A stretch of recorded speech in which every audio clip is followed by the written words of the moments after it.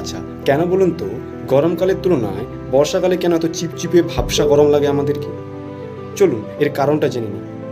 গরমকালে আমাদের বাতাসে জলীয় বাষ্প খুব অল্প পরিমাণে থাকে, যাতে আমাদের শরীরে যা ঘামটা বের হয়, যে সুইটটা বের হয়, সেই সুইটটা সঙ্গে সঙ্গে বাতাসে জলীয় বাষ্প আকারে উড়ে চলে যায় এবং আমাদের শরীরকে ঠান্ডা অনুভূতি দেয়। কিন্তু বর্ষাকালে তার বিপরীত হয়।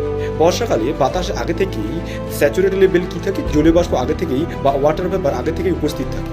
এই ওয়াটার পেপারগুলো খুব ক্ষুদ্র কণা রূপে আমাদের শরীরে চিপচিপে থাকে এবং আমাদের শরীর থেকে যে নির্গত ঘাম বা সোয়েটগুলো বের হয় সেগুলো সাধারণত বা জলীয় বাষ্পের সঙ্গে মিশতে পারে না বা উড়ে যেতে পারে না বা ডিজলভ হতে পারে না, যার কারণে আমাদের শরীরে ঘামটা রয়েই যায় এবং শরীরকে খুব চিপচিপে ভাবসা লাগে।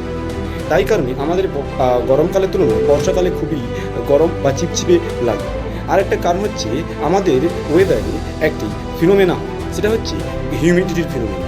সেই হিউমিডিটির ফিনোমেনা হচ্ছে আমাদের ওয়েদারে যদি 30 to 35 ডিগ্রি সেলসিয়াস হয় এবং হিউমিডিটি যদি 80 ডিগ্রি হয়, তাহলে আমাদের যে তাপমাত্রা অনুভূত হয় সেই অনুভূত তাপ হচ্ছে প্রায় 35 to 40 ডিগ্রি সেলসিয়াস অনুভূত হয়। যার কারণে আমাদের বর্ষাকালে বাতাসে হিউমিডিটি বেশি থাকার কারণে আমাদের মনে হয় যে গরম বেশি লাগছে। এটা হচ্ছে মেজর ফ্যাক্ট।